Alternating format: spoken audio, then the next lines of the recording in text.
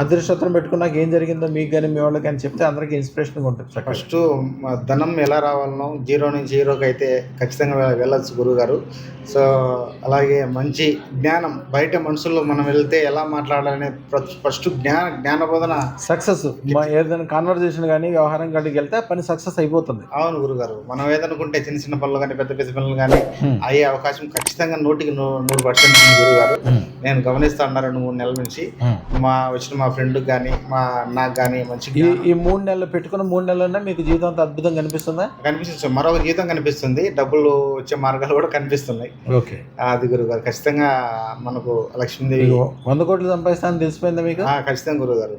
100 కోట్లు అంటే ఎదురు రోజుల్లో గొప్ప, ఈ రోజుల్లో ఏం గొప్ప కాదు. మనసుకి చెప్పగలగాలి 100 కోట్లు అంటే గొప్ప కాదు అనే విషయం. మీరు ఎప్పుడైతే మనసుకు చెప్తారో మీరు అనుకున్న దానికంటే ఇంక ఎక్కువ వచ్చేటట్లు మార్గాలు కనిపించిపోతాయి. అమ్మవారే చేసి పెట్టింది దగ్గరుండి. అదృష్టవంతులు ఉన్న చోట 1,00,000 కోట్లు సంపాదించిన వాళ్ళు నా దగ్గర 3,000 మంది పైన ఉన్నారు. జీవితాలు అద్భుతంగా మారిపోతాయి. ఖచ్చితంగా గురుగారు.